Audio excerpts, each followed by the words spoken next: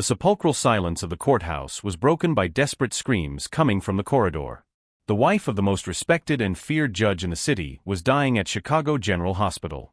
Doctors ran through the white corridors like ghosts, not knowing what to do.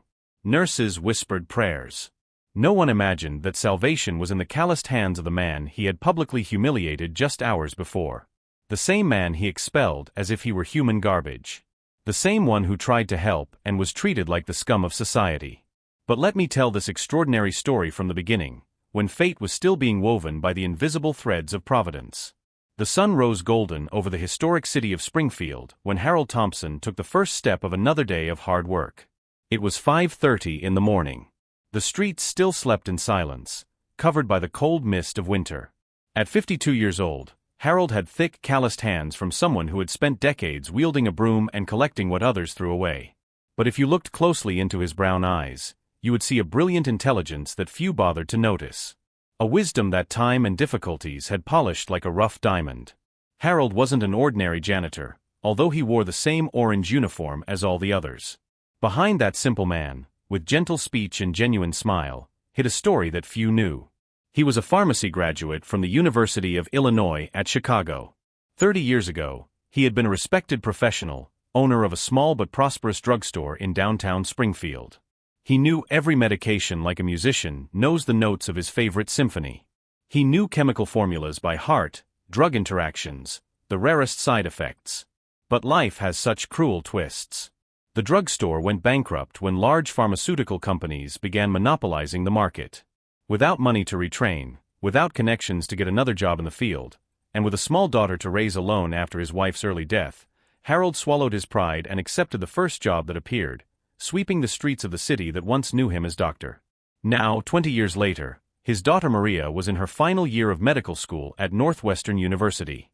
Every hard-earned cent that Harold made sweeping streets, cleaning parks and collecting trash went directly to her studies. It was his most precious dream to see Maria graduated, saving lives as he never had the chance to do after bankruptcy. He worked 12 hours a day, took extra shifts on weekends, saved every dollar as if it were pure gold. That Monday morning, Harold was calmly sweeping the imposing stairs of the city's courthouse when his ears caught a conversation that made his heart race. Two lawyers in expensive suits were coming down the stairs, animatedly discussing a complex case about counterfeit medications that were literally killing people in the Chicago metropolitan area. Children, elderly people, innocent people who trusted the medicines and were being slowly poisoned. Harold stopped sweeping. He knew those medications the lawyers mentioned.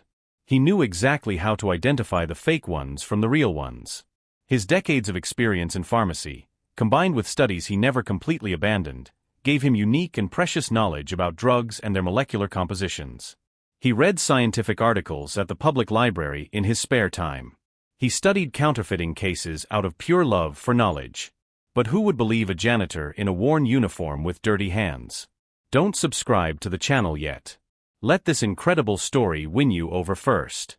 Because what's going to happen will touch your heart in a way you never imagined. On the other side of town, in a 3-story mansion with an enormous garden, Judge Robert Henderson was finishing his breakfast served on fine china. At 45 years old, Robert was an imposing and intimidating figure. Tall, always impeccably dressed, with a cold look that seemed capable of freezing anyone's soul. He arrived at the courthouse every day in his black Mercedes-Benz, parked in the reserved spot and walked with firm authoritarian steps through the corridors, as if he owned the world. Robert came from a traditional and extremely wealthy family. His grandfather had been a federal appeals judge, his father a Supreme Court justice. He grew up in golden cradles, studied at the best private schools, graduated from Harvard Law School without ever having to work a single day to pay for his studies. For him, life had always been easy, predictable, comfortable. He never went hungry, never felt cold from lack of blankets, never had to choose between buying medicine or food. This life of privilege had created in him a distorted and cruel worldview. Robert sincerely believed that poor people were poor because of laziness, incompetence, lack of character. For him, whoever couldn't prosper in life was simply inferior, less intelligent, less capable. This prejudiced view had intensified over the 15 years he worked as a judge, daily seeing cases of criminality in the courts. In his sick mind of arrogance, all poor people were potential criminals. Robert treated public employees with contempt, court-appointed lawyers with disdain, and anyone of lower social class as if they were disgusting insects that needed to be stepped on. His sentences were always the harshest possible. He prided himself on being known as the Iron Judge, the one who had no mercy or pity for anyone. His wife Claire was at that moment in the mansion's kitchen, preparing a special snack to take to the hospital where she did volunteer work. Claire was the complete opposite of her husband. At 40 years old, she maintained a pure and compassionate heart despite living surrounded by luxury. She dedicated 3 days a week to caring for needy children hospitalized in the public hospital. She always tried to soften Robert's cruel harshness, asking him to have more compassion in his sentences. But Robert rarely listened to her. Claire had no idea that on that day her own life would depend on the kindness and knowledge of a complete stranger. A simple man that her husband deeply despised without even knowing. Robert arrived at the courthouse at 8 o'clock sharp, as always. He went up the stairs stepping hard, making noise on purpose so everyone would know he was arriving. He entered his luxurious office, put on the black robe with exaggerated solemnity, and headed to the courtroom. His first case that day would be exactly about the issue of counterfeit medications that was killing people in the city. It was a complex and high-profile case. A group of corrupt pharmacists had created a sophisticated network of drug counterfeiting for public hospitals and health centers. Medications for high blood pressure, diabetes, cancer, heart diseases. Medications that keep people alive were being replaced by pills of flour, sugar, and toxic substances. The result was predictable and tragic. Hundreds of people had died, thousands were seriously ill. Robert was determined to give a sentence that would make history. He wanted to appear in the newspapers as the brave judge who dismantled the gang. His vanity spoke louder than his responsibility to justice. The prosecution and defense attorneys presented their evidence throughout the morning. Complex technical reports, victim testimonies, chemical analyses of seized medications. Robert listened to everything with a superior air, pretending to understand perfectly every technical detail, although his legal training didn't give him sufficient knowledge to assess the veracity of the scientific evidence presented. It was exactly at this moment that Harold, who was sweeping the corridor near the courtroom, heard something through the half-open door that made his blood freeze in his veins. One of the defense attorneys was presenting technical reports that Harold immediately recognized as completely falsified. The numbers were wrong, the chemical formulas presented made no sense, the purity analyses were physically impossible. Harold stopped sweeping completely. His heart began to beat irregularly. He knew with absolute scientific certainty that those reports were lies.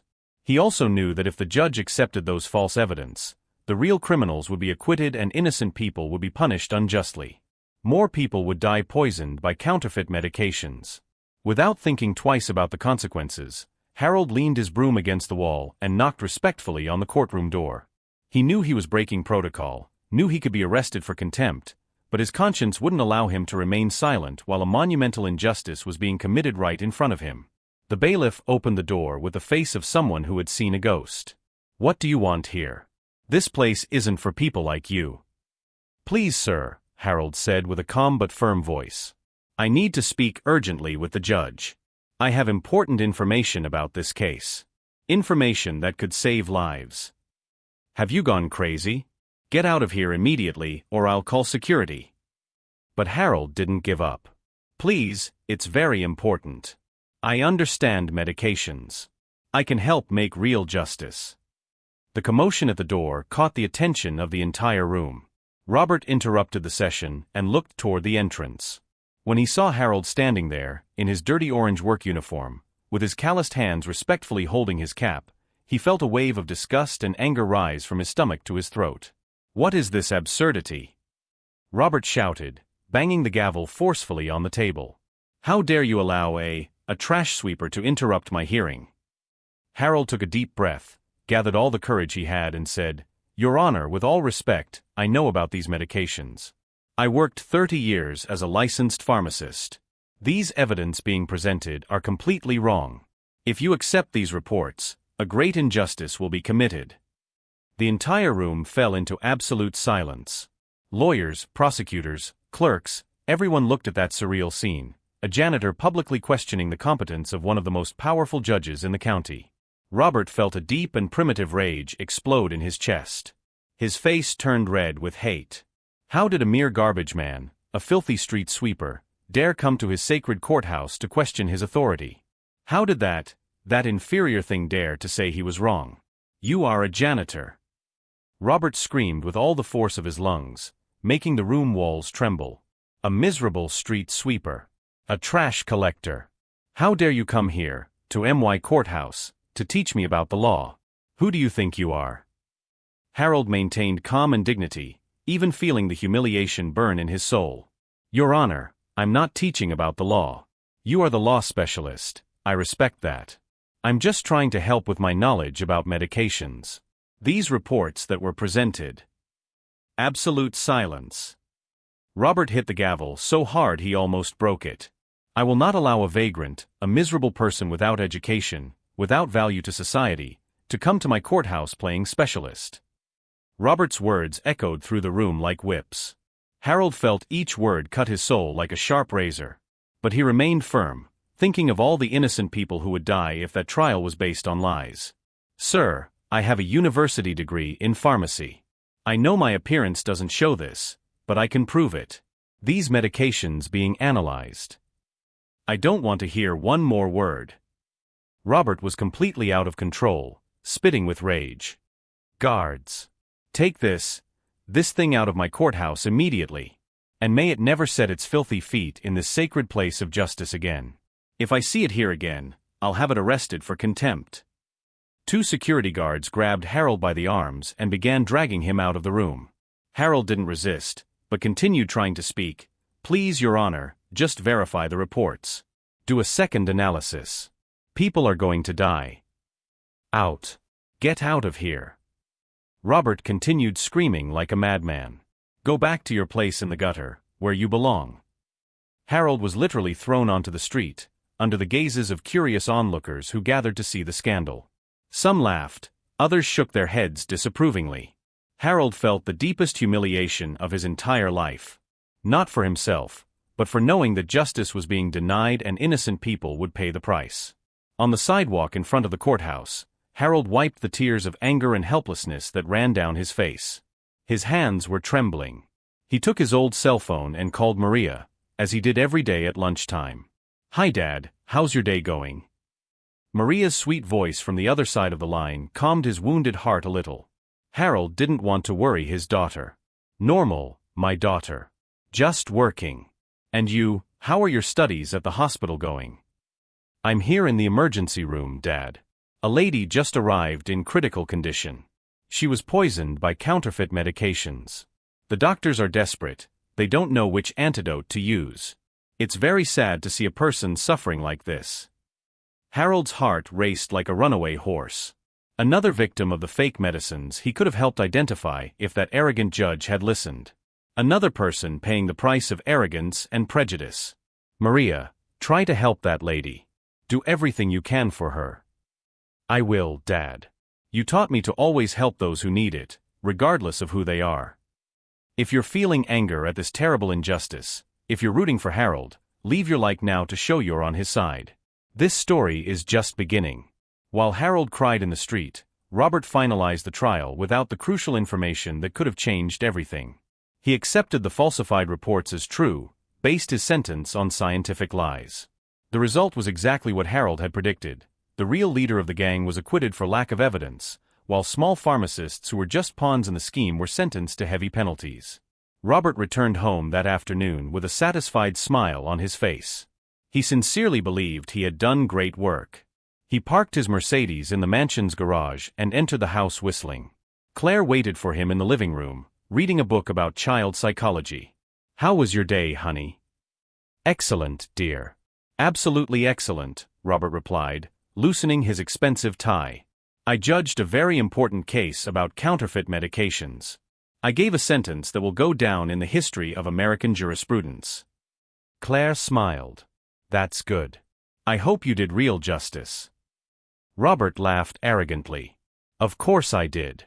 Although I had to deal with an embarrassing situation. A crazy janitor tried to interrupt me in the middle of the hearing. Said he understood medicines. Can you imagine? Claire frowned, worried. A janitor? What did he want? Nonsense, my dear. Nonsense from ignorant people. Said he had important information about the case. A street sweeper wanting to give me technical advice. I had the guards expel that miserable person from the courthouse. Claire felt a strange shiver run down her spine. Robert, what if he really had important information? What if you should have listened? Robert laughed cruelly. Claire, my dear, you're very innocent. That creature was clearly insane, probably addicted to drugs. People like that invent any story to get attention. I know that kind of riffraff very well. Claire couldn't sleep well that night. Something in her husband's story deeply bothered her. What if the man really had knowledge about medications? What if Robert had made a terrible mistake because of his prejudice? At 3 a.m, Claire woke up feeling something strange. A sharp pain in her chest, difficulty breathing, dizziness, nausea. She tried to get up from bed, but her legs were weak as jelly. Robert, she whispered, touching her husband's shoulder. Robert, wake up. I'm not feeling well. Robert woke up scared. When he turned on the light and saw Claire's pale face, the cold sweat running down her forehead, he immediately knew something was very wrong. Claire. What's happening? I don't know. Chest pain. I can't breathe properly. Robert grabbed the phone and called 911 desperately. The ambulance arrived in 15 minutes that seemed like 15 hours. Claire was rushed to Chicago General Hospital, the same one where Maria was doing her residency. At the hospital, doctors ran against time. Claire was in critical condition, but the symptoms were confusing, contradictory. The tests showed no apparent cause for that dramatic clinical picture. Doctor, what's happening to my wife? Robert asked desperately, all his arrogance replaced by pure terror. Sir, we're still investigating. The symptoms suggest some type of poisoning, but we don't know why. It took 6 hours of tests and exams until the doctors discovered the terrifying truth. Claire had been poisoned by a medication she took regularly to control blood pressure. The medicine was part of the same falsified batch that was being tried in court. The same batch about which Harold tried to warn and was publicly humiliated. The fake medication contained, besides inert components, a highly toxic substance that accumulated slowly in the organism until reaching lethal levels. Claire was literally dying poisoned. Doctor, is there treatment? Is there a cure? Robert begged, crying like a lost child. Sir, we'll do everything within our power. But I need to be honest, this type of intoxication is extremely complex. We would need a specialist in pharmaceutical toxicology to develop the correct antidote. Robert felt the world collapsing on his head. His wife was dying because of the same counterfeit medications he had wrongly judged hours before. The cruel irony of fate hit him like a hammer. The doctors tried all known antidotes. They applied activated charcoal, did gastric lavage, tried dialysis. Nothing worked. Claire's condition deteriorated with each passing hour. Doctor, please, Robert begged on his knees in the hospital corridor. There has to be someone who can help. Someone who understands these specific medications. The chief physician shook his head sadly. Sir, we would need someone with very specific knowledge about the composition of these fake medicines. An experienced pharmacist, specialized in toxicology. But with this urgency, we don't have time to locate a specialist in New York or Los Angeles. It was exactly at this moment that Maria, who was on duty in the emergency room, heard the conversation. She approached the group of doctors timidly. Excuse me, doctor, Maria said with a soft voice. I heard you talking about intoxication by counterfeit medications. My father is a pharmacist. He has a lot of knowledge about this type of thing. Maybe he can help. The doctor grabbed onto that hope like a shipwrecked person grabs a board. Where does he work? In which hospital? In which laboratory? Maria hesitated, knowing how people would react. He works as a janitor. But he graduated in pharmacy more than 30 years ago. He knows medications like no one I know. An embarrassing silence took over the group. Some doctors exchanged skeptical looks. A pharmacist working as a janitor? It seemed unlikely, almost absurd. But Robert, who was listening to everything, felt as if he had been punched in the stomach. What's your father's name? He asked with his voice trembling with fear and recognition. Harold Thompson. Robert almost fainted right there. It was the same man he had publicly humiliated in the courthouse. The same one who tried to help and was expelled like an animal. The same one whose knowledge he laughed at with scorn and contempt. In that moment of absolute terror, Robert finally understood the magnitude of the injustice he had committed. His sick arrogance not only caused a wrong judgment in the courthouse. Now it was literally costing his own wife's life. The pieces of the puzzle fit together in Robert's mind with crystal clarity. Harold really was a pharmacist. He really had knowledge that could have prevented that tragedy. He really tried to help and was brutally rejected. "Please," Robert screamed, grabbing Maria's arm. "Bring your father here now. Immediately. My wife is dying." Maria looked at that desperate man without fully understanding what was happening. "Sir, do you know my father?" Robert didn't have the courage to tell the truth at that moment. "Just bring him, please. It's a matter of life and death." Maria took her cell phone and called her father, who was at home resting after another day of heavy work. "Dad, I really need you here at the hospital. A woman is dying poisoned by counterfeit medications. The doctors don't know what to do. Only you can save her." Harold didn't ask a single question. He didn't hesitate for even a second. He immediately got up from the chair where he was resting, went to the bedroom closet and took his old pharmacist's briefcase, carefully stored for more than 20 years. A briefcase that contained analysis instruments, reference books, chemical composition tables. "I'm coming, my daughter. I'm leaving the house now." Harold took the first available bus and arrived at the hospital in 40 minutes that seemed like 40 hours. He ran up the stairs to the emergency floor, carrying his briefcase like it was a treasure. When he entered the room where Claire was hospitalized, Harold saw Judge Robert sitting beside the bed, holding his unconscious wife's hand and crying like he had never cried in his life. The eyes of the two men met. Robert slowly stood up, unable to sustain Harold's gaze. Shame, guilt, remorse weighed on his shoulders like a mountain. "Harold," Robert murmured with a broken voice. "I know I don't deserve your help. I know what I did to you was unforgivable. But she's not to blame for my arrogance. Please, don't let my wife die because of my mistakes." Harold looked at Claire, pale as a ghost, connected to tubes and machines, fighting to stay alive. Then he looked at Robert, the powerful and arrogant man who had humiliated him in the worst possible way hours before. For a moment, Harold could have simply turned his back and left that room. It would be his perfect revenge. It would be poetic justice. The man who treated him like garbage was now begging for his help. But Harold was made of different moral fiber. He was bigger than the desire for revenge. He was better than resentment. He was stronger than wounded pride. "Your Honor," Harold said with impressive dignity, "I didn't come here because of you. I came because a person needs help. And helping those who need it is my obligation as a human being." Harold approached the bed and began examining Claire with the care and competence of a true professional.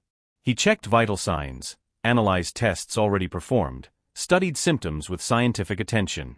"I need to see exactly which medication she took," Harold said. Robert ran home and brought Claire's medicine bottle. Harold opened his old briefcase and removed a small magnifying glass, simple chemical reagents, reference tables yellowed by time. For a full hour, Harold analyzed that medication with the precision of a scientific detective. He tested texture, color, smell. He did small basic chemical tests.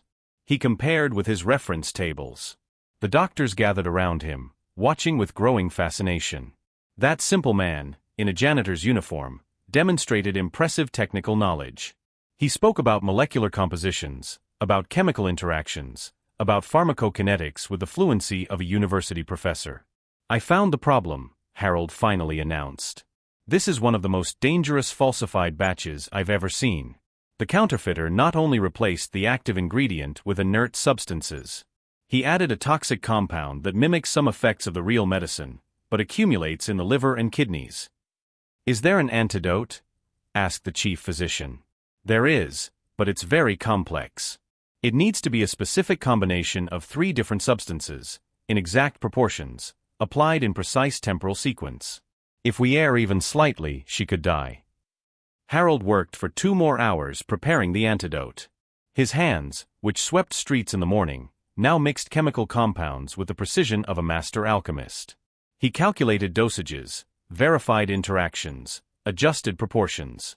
Robert watched in silence, learning a lesson in humility he would never forget.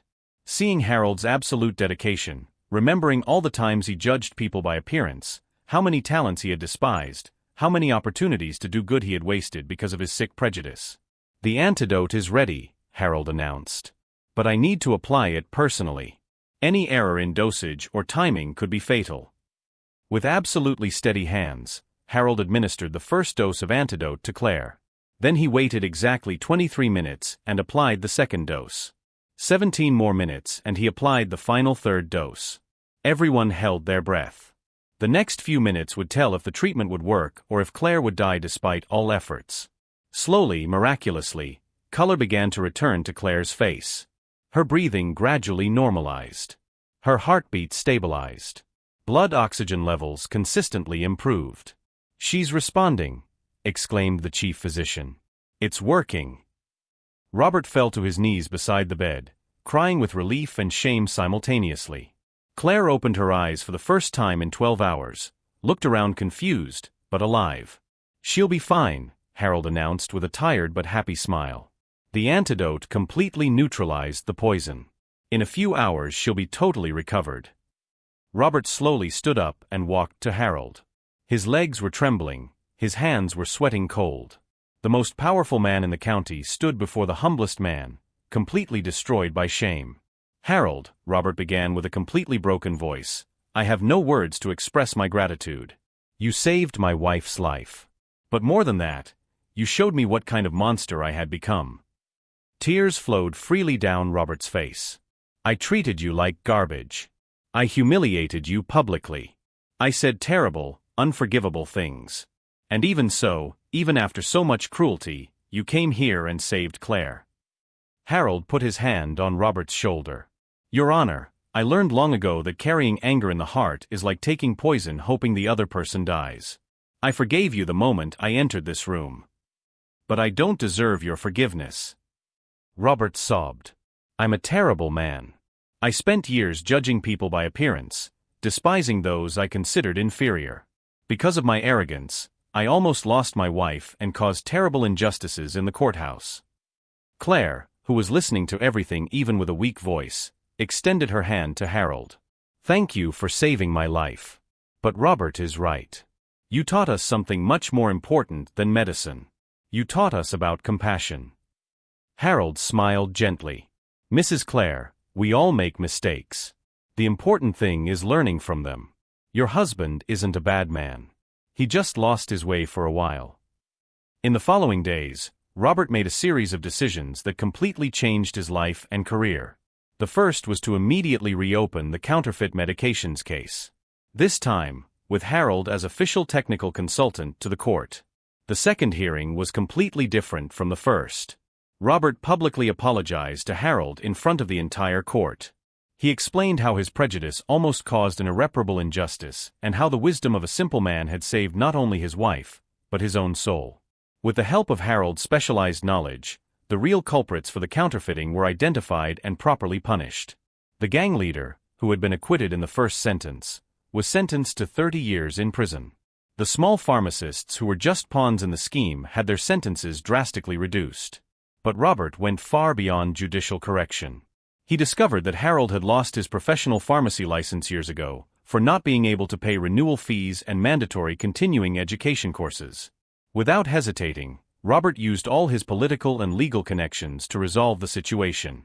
Within a week, Harold had his professional license back, his certifications up to date, and an official proposal to work as pharmaceutical consultant for the state court, with a salary 10 times higher than a janitor's. "Dr. Harold," Robert said formally during the swearing-in ceremony, "I'd like to ask a question. Do you intend to leave the urban cleaning work?" Harold smiled with that quiet wisdom that only experience brings. "Your Honor, with all respect, I'd like to continue working as a janitor 3 days a week. Sweeping streets keeps me close to common people, reminds me where I came from, helps me stay humble." Robert shook his head with genuine admiration. "Harold, you're an extraordinary man. You can do exactly what you want. You saved my wife and saved my soul." Maria graduated from medical school 6 months later, with highest honors. On graduation day, Robert and Claire were in the front row of the audience, applauding, standing up as if she were their own family. They had become a second family to the Thompsons. Claire, completely recovered from the poisoning, hugged Harold at the end of the ceremony. "You didn't just save my life that day at the hospital. You saved my husband's heart. You returned the humanity he had lost." Robert, who once despised anyone he considered inferior, now regularly visited public schools. He told his story to thousands of students, spoke about the dangers of prejudice, about how he almost lost everything because of arrogance. "Children," Robert would say in his lectures, "learn from me. Never, ever judge a person by the clothes they wear, the job they do, the house where they live. The value of a human being isn't in the things they possess, but in the size of their heart." Harold continued his special routine. 3 days a week he wore the orange uniform and swept streets with the same care as always. On other days, he wore a white coat and worked as court consultant, helping to unravel complex cases involving drugs and medications. "Why do you still sweep streets, Dad?" Maria asked one day. "Now you're respected, recognized, well paid." Harold stopped sweeping and looked at his daughter with that paternal smile she had known since childhood. "My daughter, sweeping streets isn't just my job. It's my way of serving the community. Each clean street is an act of love for the city. And besides, it keeps me connected with simple people." The story of the two men spread rapidly through the city and then throughout the entire country. Newspapers, magazines, television programs told the extraordinary story of the janitor-pharmacist who saved the wife of the judge who had humiliated him. Robert received hundreds of letters from people who had been through similar situations. People who were judged by appearance, who were despised because of profession or social class. All thanked him for having the courage to publicly admit his mistakes. Harold also received correspondence from around the world. Other qualified professionals who worked in functions considered simple out of necessity felt represented and valued by his story. A year later, Robert decided to create a foundation in partnership with Harold. The Second Chance Foundation offered scholarships for workers who wanted to return to practicing their original professions, professional requalification courses, and programs to combat social prejudice. How many talented people are sweeping streets, serving coffee, cleaning bathrooms, just because life was cruel to them? Robert reflected during the foundation's launch. How many doctors, engineers, teachers, lawyers are hidden behind simple uniforms? The foundation became a national success. In 2 years, more than 10,000 people had been retrained and returned to practicing their original professions. Doctors returned to hospitals, engineers to construction companies, teachers to schools. But the most impressive transformation was Robert's. The man who was once known as the Iron Judge for his inhuman harshness became a national example of humility and social justice. His sentences began to consider not only the cold letter of the law, but the human circumstances of each case. Robert implemented a revolutionary program in the courthouse. Before judging any case involving low-income people, he mandatorily heard the complete life story of those involved. He wanted to understand the circumstances that led to that situation. True justice, Robert explained to other judges in seminars, cannot be blind only to social differences. It needs to be wise enough to see the deep causes of human problems. Claire dedicated herself entirely to social work. Besides the hospital where she already volunteered, she created a support house for low-income families who had relatives hospitalized. She offered food, a place to rest, psychological support. You can't imagine how humiliating it is for a poor mother to not even have money to buy a snack while her child is hospitalized, Claire explained to volunteers. Small gestures of love can mean everything to someone who is suffering. Maria specialized in toxicology and clinical pharmacology, directly following in her father's footsteps. Together, they created a laboratory for analyzing counterfeit medications that became a national reference. They saved thousands of lives by identifying adulterated medicines before they reached patients. "Dad," Maria said one day while they worked side by side in the laboratory, "sometimes I think everything happened for a greater purpose. If you hadn't lost the pharmacy, if you hadn't become a janitor, if you hadn't gone through that humiliation."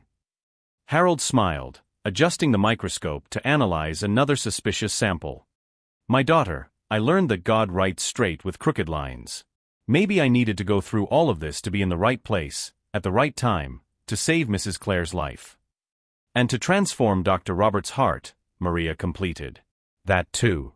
Sometimes we are instruments in God's hands without even realizing it. 5 years passed since that fateful day in the courthouse. Robert decided to organize a special ceremony to mark the date.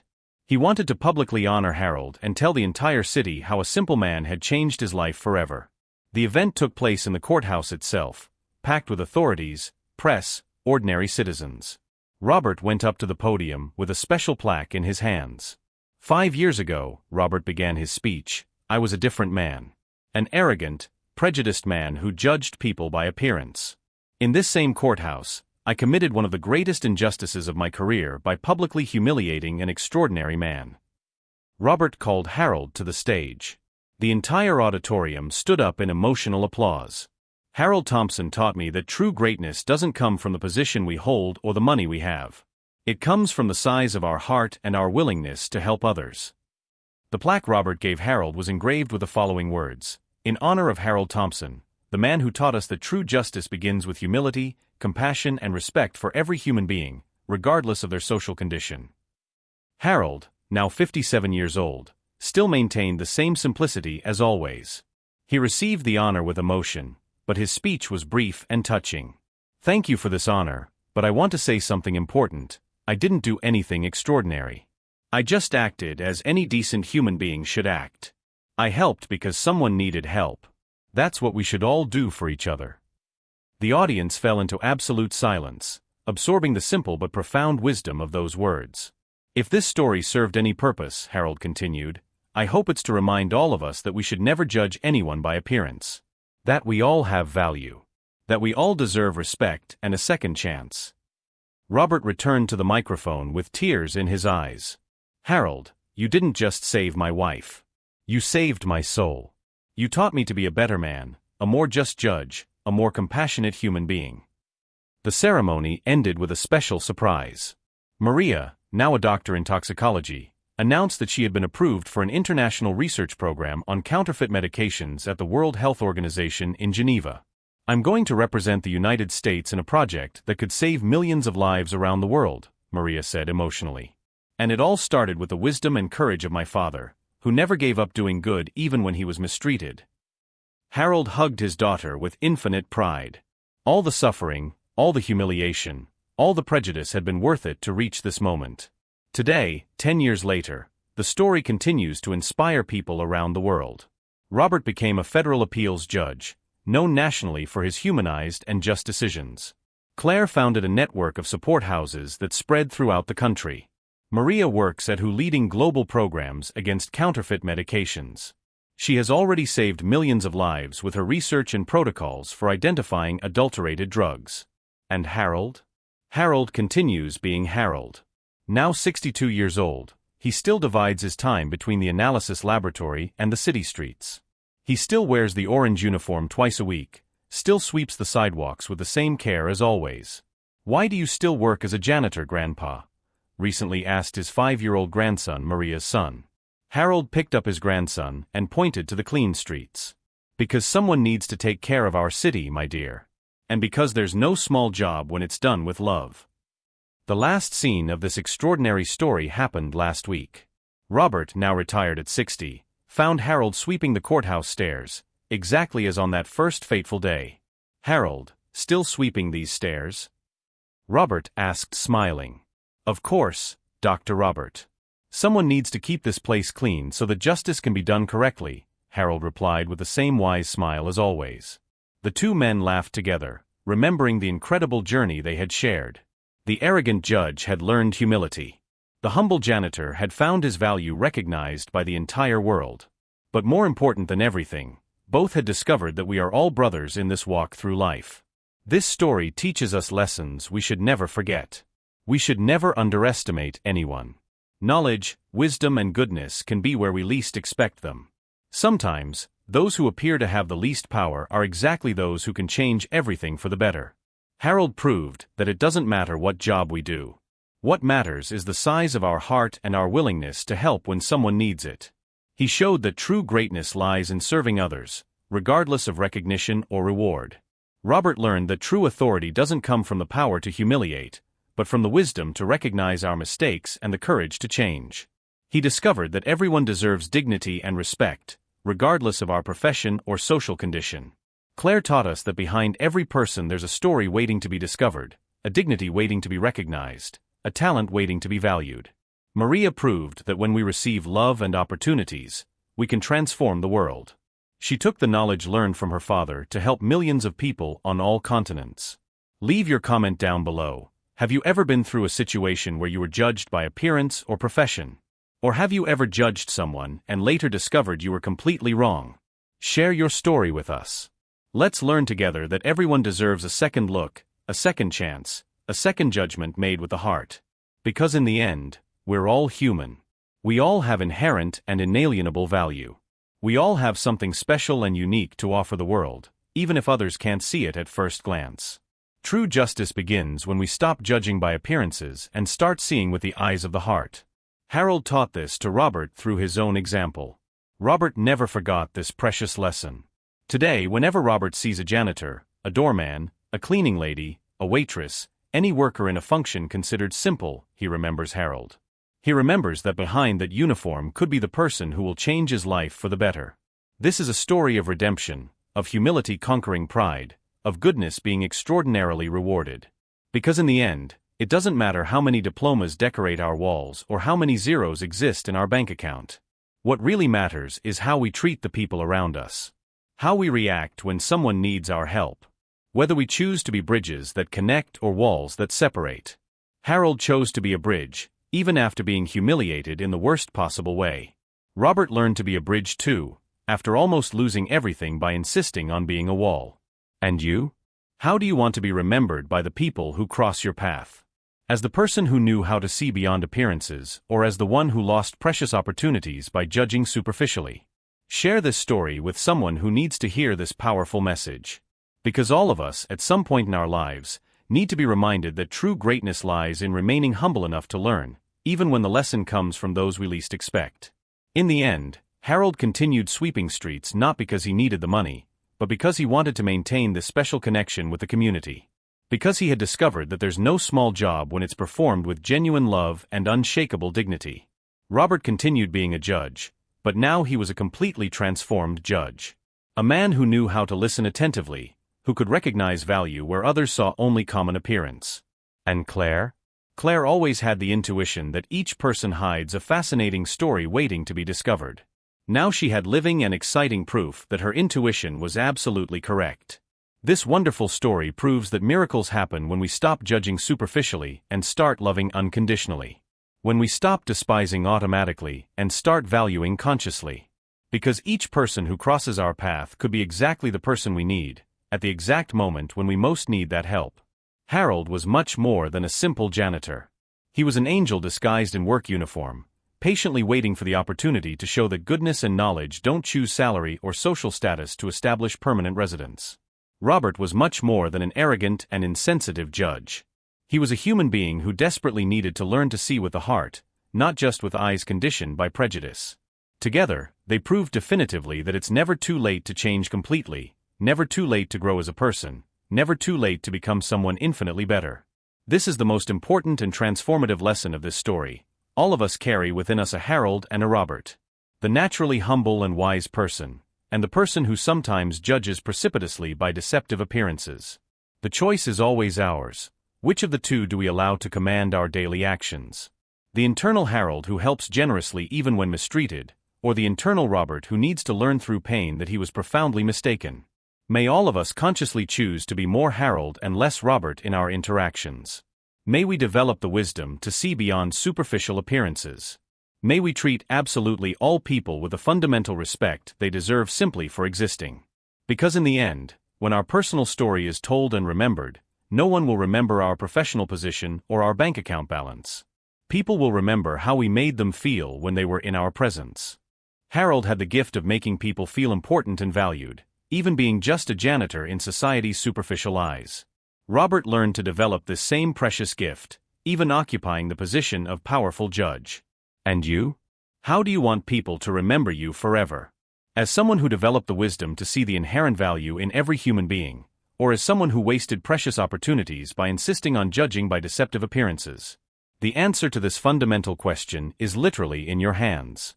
Or better yet, resides in the deepest part of your generous heart. This extraordinary story is a loving but urgent invitation for us to look around us with completely renewed eyes. To see extraordinary possibilities where we once saw only common obstacles. To discover true human treasures where we once perceived only ordinary appearances. Because as Harold proved irrefutably, humanity's greatest heroes sometimes were the simplest and most unpretentious uniforms. And as Robert learned painfully, true greatness lies exactly in developing the wisdom to recognize this. May this story deeply inspire you to become a significantly better person today than you were yesterday. To treat all human beings with more kindness, more genuine respect, more unconditional love. Because we never know when that person we're about to ignore or unjustly mistreat could be exactly who divine providence strategically placed in our path to save us at the most critical moment. Harold saved Claire from certain death. But actually, he saved Robert from something much worse than death. He saved him from destructive arrogance, blinding prejudice, emotional coldness that was systematically destroying his human soul. And in the glorious end of this journey, everyone was saved in different but equally important ways. Claire was saved from physical death, Robert was saved from spiritual death, Harold was saved from unjust poverty, Maria was saved from uncertainty about her professional future. But the most important salvation of all was collective. Everyone was saved by the revolutionary discovery that we are infinitely more alike than different. That we all deserve a genuine second chance. That we all have something incredibly precious to offer the world. This is the true moral of this transformative story. In the kingdom of authentic goodness, there are no absolute kings and submissive subjects. There are only people who made the conscious choice to love instead of judge, help instead of ignore, build bridges instead of erect separating walls. Be you also one of these special and transformative people. The world desperately needs more genuine Harolds and more Roberts converted by the power of unconditional love. Because in the end, we're all just imperfect human beings trying to do the best we can with what we have available. And sometimes we discover, to our wonderful surprise, that what we have is infinitely more than we ever imagined. Sometimes we discover that who we really are is much more special and valuable than we dared believe. Harold made this liberating discovery. Robert also made this same transformative discovery. Now it's your turn to make this discovery about yourself and about all the people around you. Because as this story proves definitively, we never know when we'll be the angel someone is desperately waiting for. And we never know when someone will be the angel we're secretly needing. Life has such absolutely wonderful surprises when we finally learn to see the world through the compassionate eyes of the heart.